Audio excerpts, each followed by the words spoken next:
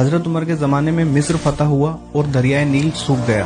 کیا آپ نے کبھی سنا ہے کہ کسی حکمران نے دریا کو حکم دیا ہو؟ ہر سال دریائے نیل سوکھ جاتا تھا تو مصر کے لوگ ایک جوان لڑکی کو سجا کر پانی میں ڈبو دیتے تھے۔ وہ بیچاری تڑپ تڑپ کر مر جاتی تھی۔ اس سب میں شیطان کی کوئی ٹریپ تھی۔ جب وہ لوگوں سے یوں کراتا تو دریا پانی سے بھر جاتا تھا، اور وہاں کے لوگ گورنر کے پاس آئے اور کہنے لگے کہ دریائے نیل سوکھنے لگا ہے، ہم کو اجازت دیجیے کہ ہم اپنی پرمپرا کے حساب سے ایک بچی کو اس میں ڈبوئیں۔ اس ٹائم کے گورنر عمرو بن عاص رضی اللہ تعالیٰ عنہ نے کہا کہ اسلام اس ظلم کی اجازت نہیں دیتا۔ گورنر نے حضرت عمر رضی اللہ تعالیٰ عنہ کو خط لکھا اور کہا کہ دریائے نیل سوکھ گیا ہے اور دریا یوں چلتا ہے کہ ایک جوان بچی کو ڈبویا جاتا ہے اور وہ مر جاتی ہے، تب دریا بھر آتا ہے۔ تب حضرت عمر رضی اللہ تعالیٰ عنہ نے یہ سن کر 2 خط لکھے، ایک عمرو بن عاص رضی اللہ تعالیٰ عنہ کو اور ایک دریائے نیل کو۔ پہلے خط میں گورنر سے کہا کہ تم نے بالکل ٹھیک کیا، ایسا نہیں کرنا تھا، بیٹا باپ کی نہیں سنتا، بیٹی ماں کی نہیں سنتی۔ وہاں دریائے نیل کو خط لکھا جا رہا ہے اور کیا کہا جا رہا ہے، اے نیل